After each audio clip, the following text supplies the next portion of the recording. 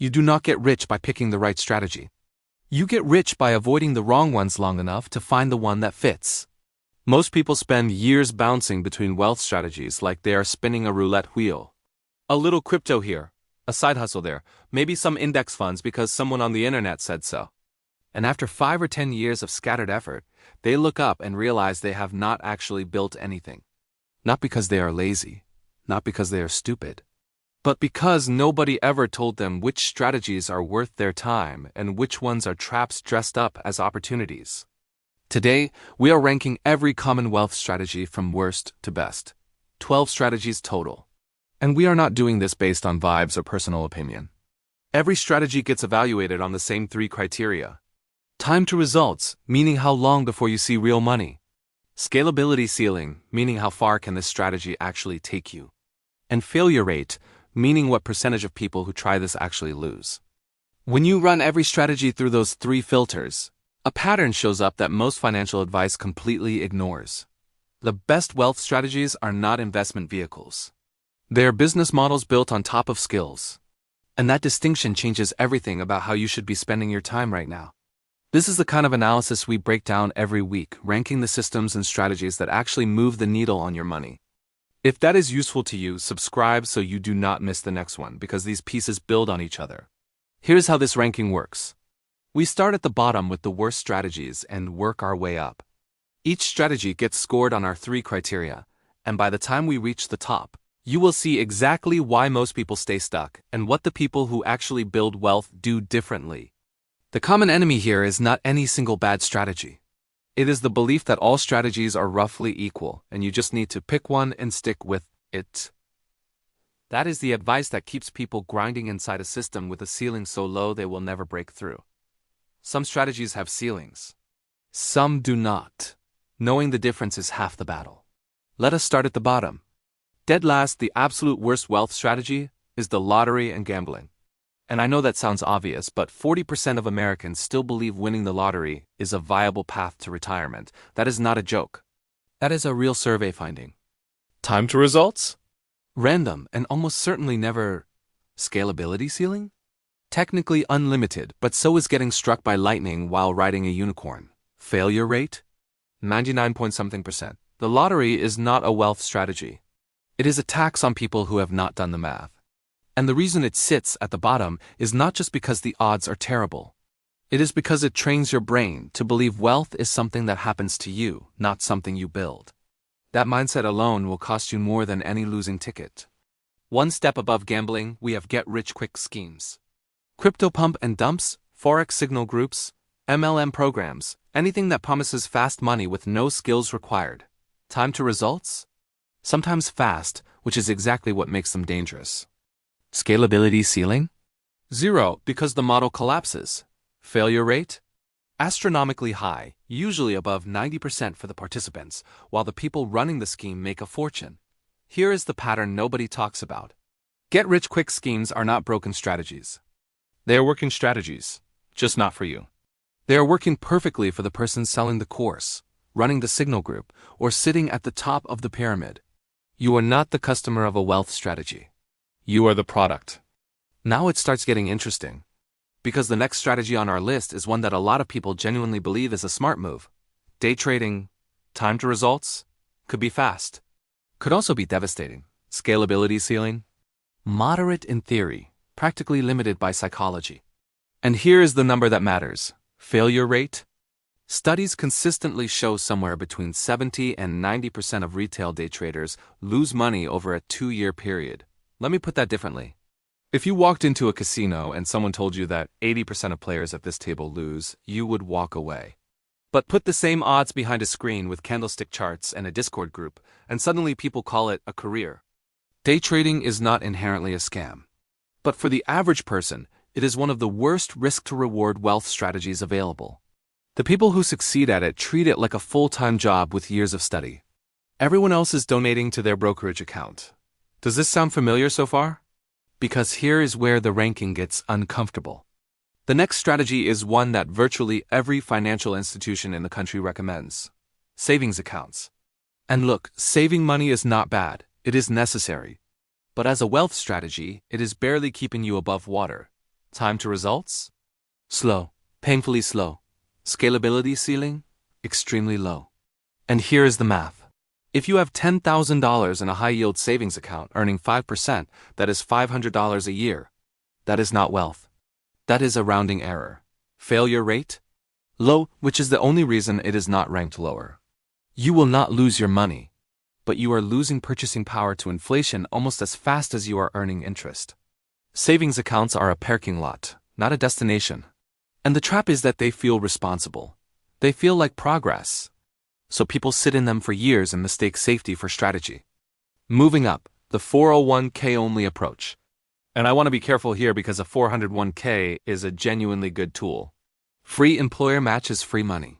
Tax advantages are real. But as your only wealth strategy, it has a hard ceiling. Time to results? Decades. That is by design. Scalability? Capped by contribution limits and market returns. The average 401k balance at retirement age is somewhere around $200,000. For most people, that covers maybe 5 to 7 years of expenses. Not exactly freedom. The failure rate is low if you stay employed and keep contributing, but the real failure is thinking this single vehicle will be enough. A 401k is a piece of the puzzle. It is not the puzzle. Now we cross into the territory where strategies start actually working. And the dividing line is this. Everything below this point is passive. You put money somewhere and hope it grows. Everything above this point requires you to build something. That distinction matters more than any individual ranking. Index fund investing, time to results? Long but historically reliable. Scalability? Higher than a savings account, still capped by how much you can feed into it. Failure rate? Very low if you hold for decades. The S&P 500 has averaged roughly 10% annually over the long term. And if you are investing $2,000 a month into index funds for 30 years, you end up with something meaningful. But here's the part that stings. A 10% return on $500 a month is not the same as a 10% return on $5,000 a month. The strategy is sound. The math is sound. But the math only works if you have surplus capital to feed it. And most people do not. So they invest 100 here, 200 there, maybe 500 on a good month. And after 5 years, they have a portfolio that would not cover 3 months of rent. Investing does not create wealth. It only multiplies it. If you have nothing to multiply, the returns are real but meaningless. And here's the uncomfortable part. The people telling you to just invest early and let compound interest do the work are not wrong about the math. They are wrong about the starting conditions. Compound interest is an accelerator. But an accelerator without an engine does not move the car. If this framework is clicking for you, subscribe. We go this deep every single video, and the next one picks up exactly where this one leaves off. This is where the ranking starts to separate the people who build real wealth from the people who just save responsibly. Side hustles. Time to results? Weeks to months? Scalability ceiling?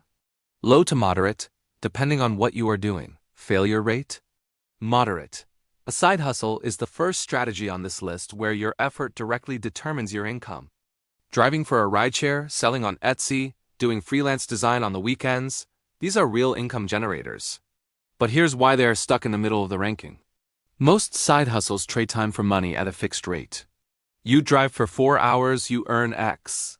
You make a product, you sell it for Y. There is no leverage, no compounding, no way to earn while you sleep. Side hustles are a stepping stone. They build muscle. They prove you can generate income outside a paycheck. But they are not the destination. The person who stays in side hustle mode for 5 years has not built wealth. They have built a second job, and that is the trap. It feels productive. It feels like progress. But if your income disappears the moment you stop working, you have not built anything. You have just rented more of your own time. One level up, freelancing, and this is where the game starts to change. Because freelancing introduces something critical, pricing power. As a freelancer, your income is tied to a skill, and skills can improve. Better skills mean higher rates. Higher rates mean more income per hour. Time to results? Months to a year for real money. Scalability? Moderate. Still limited by your hours, but not by a boss setting your wage. Failure rate? Moderate, mostly because people undercharge and burn out. The unlock with freelancing is specialization. A generalist freelancer competes on price.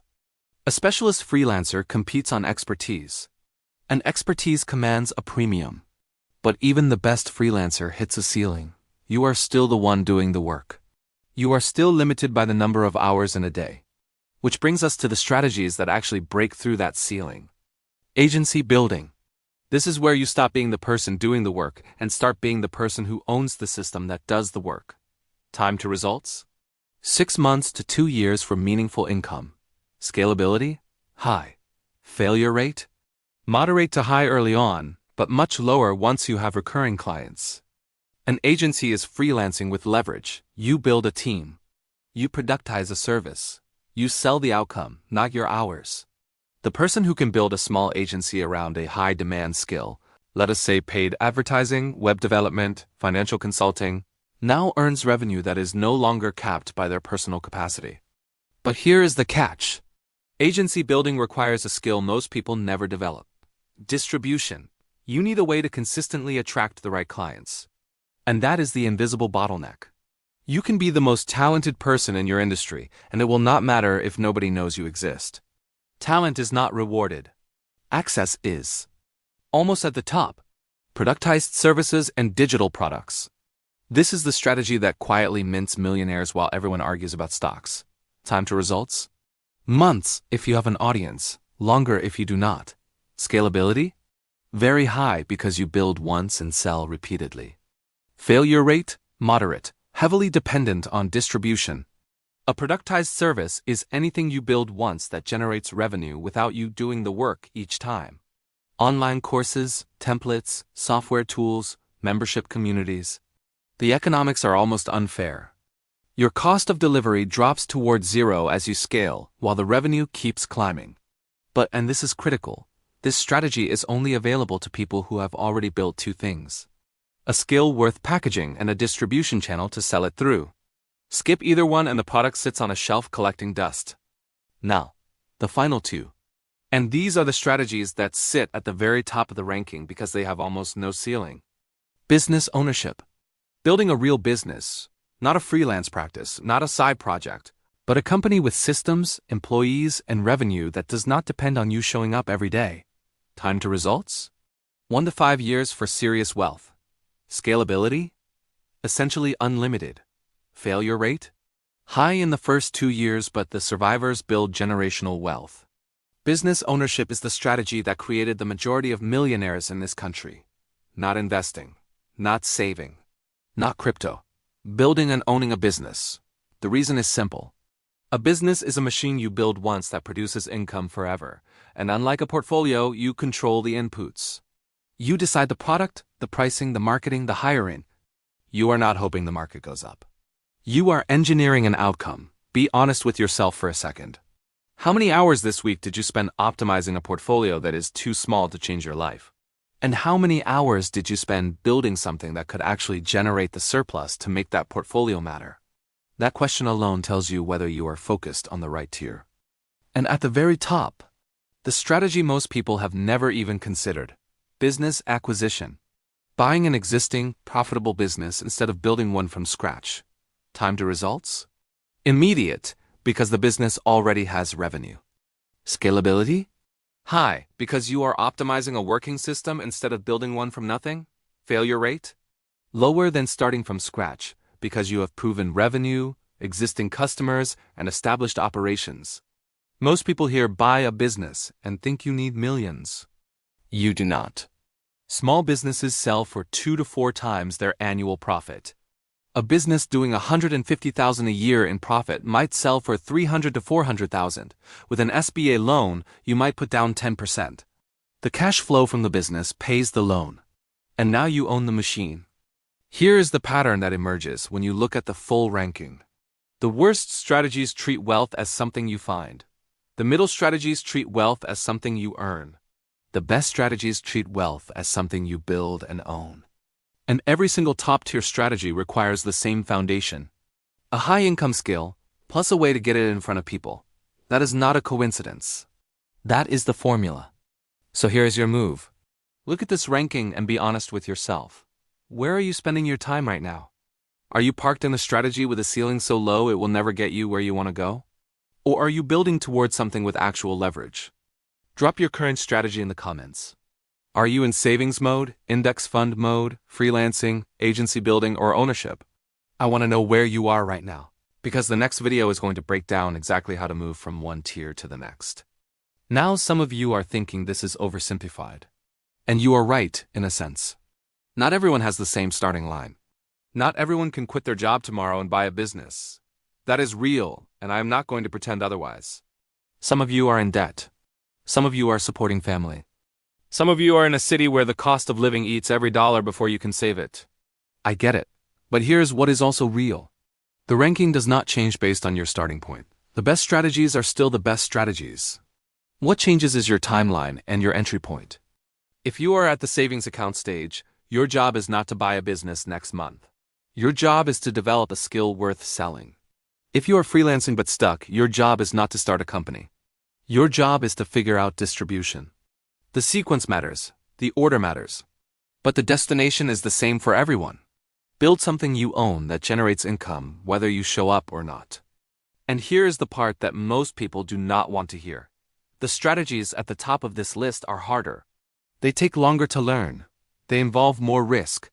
They require you to be uncomfortable for months or years before you see the payoff. That is not a flaw in the ranking. That is the reason these strategies work.